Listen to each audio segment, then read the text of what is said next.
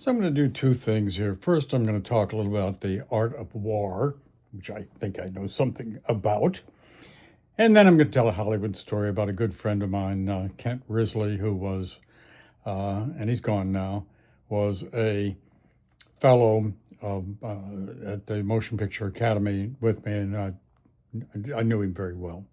And we'll tell a story about Kent and about the Hollywood experience and story as well. But first, let's talk about where we find ourselves in this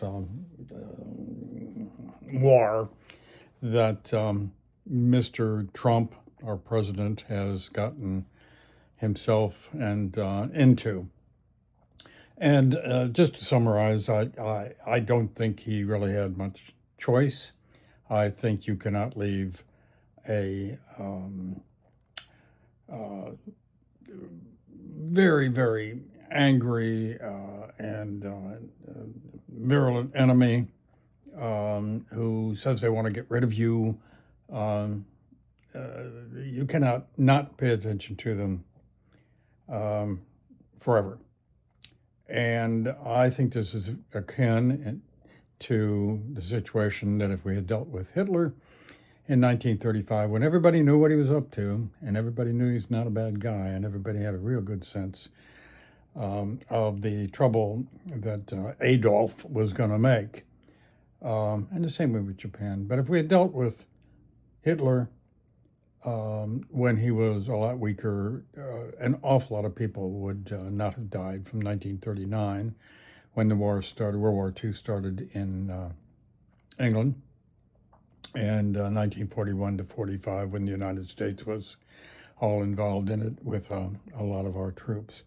Now, that said, this battle, this confrontation, this war, has clearly come down to the Strait of Hormuz. Strait of Hormuz is about 20 miles wide, but it only has about a 2-mile passable area that ships can go through. And it is flanked by Iran, and 20% of the oil, it is said, passes through there. And Iran has a large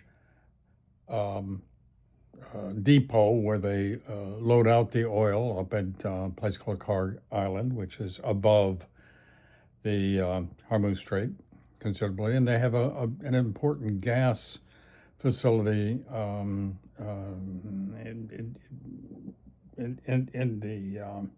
the Persian Gulf there, where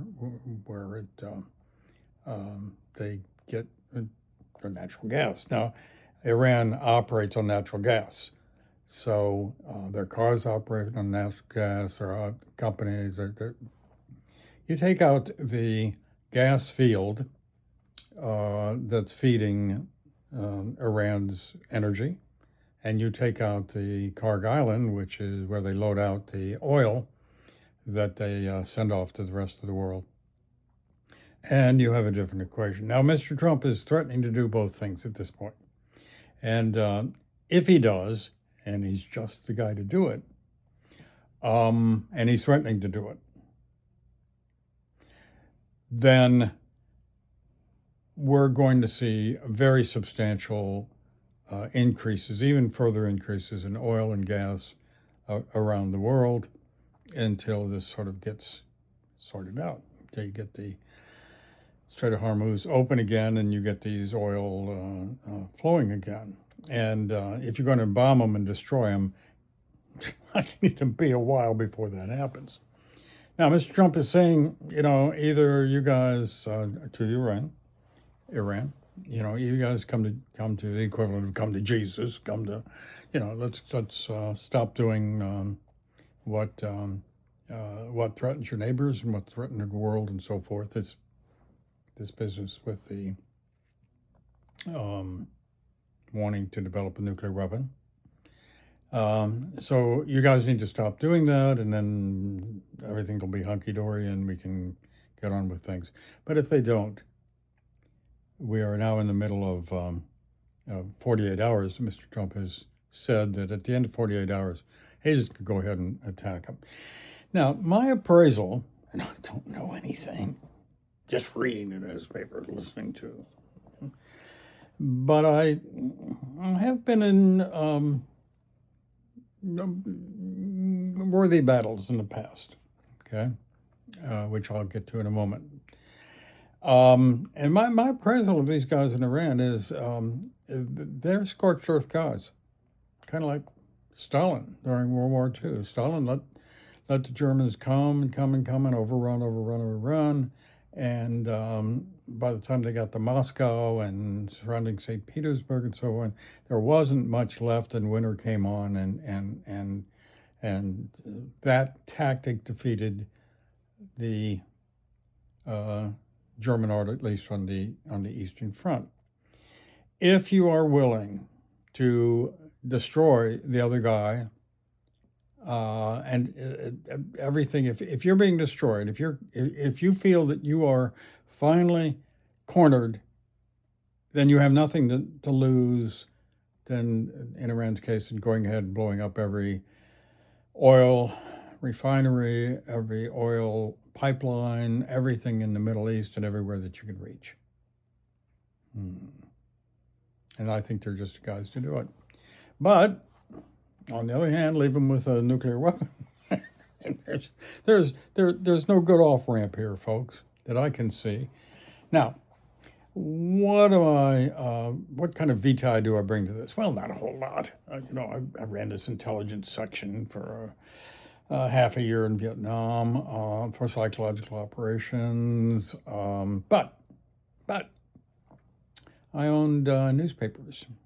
And I owned newspapers at a time when they were really, really profitable. So I was making a lot of money. And when you're making a lot of money, it's like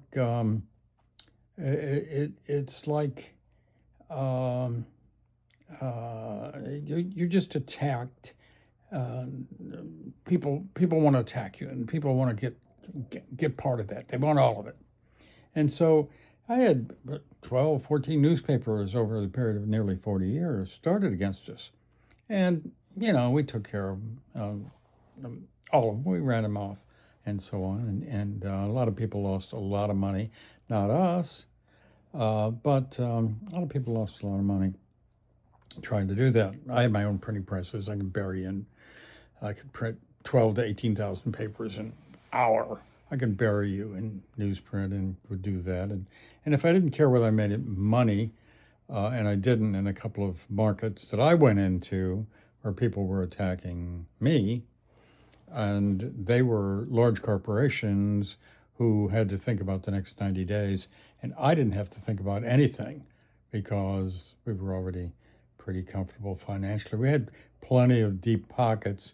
And I could run my newspapers for nothing. I could run newspapers I started for nothing, and I did, and that was very effective. And so that's how we prevailed. Now, this is this situation here, which is coming down to is very intriguing.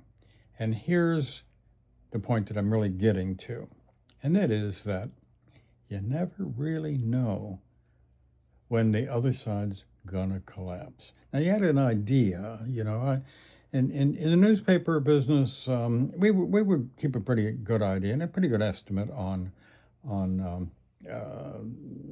how they were, how much money they were making, how many people they had.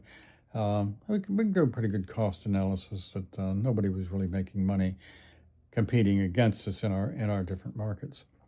But that said, you really don't know how long the other guy is willing to continue to hope that he can tire you out and run you out of business and make you say, "Oh, I'm so tired of all there, and I'll sell to you." That kind of crap. And so you don't know what his appraisal really is of you. but you have an appraisal, or you should have an appraisal of what it is to him. And in the case here, we never knew when they were going to go out of business against us. Cruising along, and blah, blah, blah, blah, blah, and the next day, boom, they fire other people, they lock the doors. That's the end of them, just like that. Did we see it coming? We saw it coming in the longer run. We knew we could wait them out, but we never knew when exactly it was going to happen. Iran's had the crap beat out of it. These guys who are running this country at this point are the second level, third level down. By all accounts, Israel has a pretty good spy operation going on in Vietnam and in Iran, so they don't know who they're talking to necessarily. The psychological warfare inside Iran probably is very good, and so, well, we don't know when the Iranian government and war effort is going to collapse. But this we do know. If you continue to persist and put pressure against them, they will collapse. Okay, next, Chuck Norris died. And a good friend of mine in the academy, this is a Hollywood story, was a fellow by the name of Kent Risley. And Kent was a fellow Oklahoman. I mean, I'm kind of a reconstituted Oklahoman because I own newspapers out there for a lot of time. But Kent was the real deal. He's a real Okie. And his uncle was a federal judge, and Kent was the black sheep of the family by far. And he toured with the National touring as an actor, and then not long before I got to know Kent, which was me in the early 90s, Kent wrote just this beautiful screenplay called The Gentleman. It's about guys down in Texas and about people that Kent knew very, very, very well. And it was a wonderful screenplay, one of the best I've ever written. It never got made, and so on. And Kent and I would hang out together. He'd come out to Oklahoma, and we'd sit on my porch overlooking the Grand Lake of the Cherokees and drink beer and so on. We went to Austin Film Festival a time or two, and this guy was just a hoot, and we'd hang out at other times. And Kent was just a truly independent guy, and an iconoclast of the First Order, which I'm an iconoclast, so I'm not sure about the First Order. Anyway, Kent gets hired to do some fill-in writing on a Chuck Norris movie that's being shot down in San Diego, and so they hire him, and he goes out, and they put him up in a hotel, I think a Marriott, maybe a 5-star, I don't know, somewhere.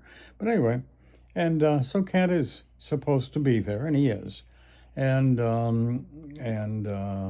when they come by and say, Kent, we need this scene worked out, or this, that, or the other thing, then Kent will go away, make for him, and so forth, and he'd be out on the set. And he'd run into Chuck Norris, and he'd say, Chuck Norris, I suggest you do this, that, and the other thing. And Chuck, all right, et cetera, et cetera. But he never would get very much reaction out of Chuck Norris. And furthermore, he'd run into Chuck Norris a day or two later, and Chuck Norris would have no recollection of his ideas or what he'd thrown in or whatever. And Kent watched this for a while and started watching Chuck Norris close up for a while. And then he sort of noticed that Chuck Norris looked just a little different every time he saw him. Chuck Norris, Kent believed, had 8 or 9 Chuck Norris lookalikes as security wandering around on his movie set. So whenever you talked to Chuck. Right over the head. Unless you were really talking to real Chuck, but who would know? Well, anyway, tick tock, tick tock, tick tock, and then Kent, who when I got to know him, had won a rental facility down in Waco, Texas, in a poker game. And when we first got to be buddies, he was living in one of the units down there with his dog. And about that time, he got hot in Hollywood and moved out and went to Hollywood, and that's where I intersected with him. But anyway, so Ken enjoyed living high on the hog. He could order anything he wanted off room service at this 5-star hotel, and he did. And they came around and bothered him less and less, which was more and more to Kent's liking. And a week went by, weeks went by, a month went by, two months went by, and a minute. Then he just didn't see him anymore. And we're paying the bills, so he didn't really care. He's pretty comfortable. But after about 3 months, Kent got tired of living in this particular hotel, eating the catch of the day, and even though it was... And so he went looking for him, and they were gone. And they'd been gone for quite a while. Nobody bothered to tell Kent that they left. Nobody had told Kent to move out. Nobody had stopped paying the room charges for Kent. So Kent had just continued. And then Kent had become tired. And Kent himself then moved out, I think about 3 months afterwards, and so forth. Very fond of Kent. Kent was out on a highway, I-40, heading out to Memphis in Arkansas a few years ago, on a rainy Sunday night with his dog and the music blaring, and he slipped off the highway and flipped his truck and died. And I mourn Kent, and I mourn his talent being lost. Not long before he died, Kent offered me the rights to The Gentleman to see if I could get it placed and made into a movie. And we never. That's not what I did. I did some producing, but I'm not a producer, and it's really not a wonderful project like Kent had. So I didn't pick up on that. And so with Kent having passed away, he had a daughter, but it's not clear who owns rights to The Gentleman. I have a copy of it, and like many wonderful screenplays that come and go in Hollywood, and I can tell you about a couple of others, The Gentleman will probably never be made, and it will probably be lost. I gave my copy, by the way, and put it in the archives at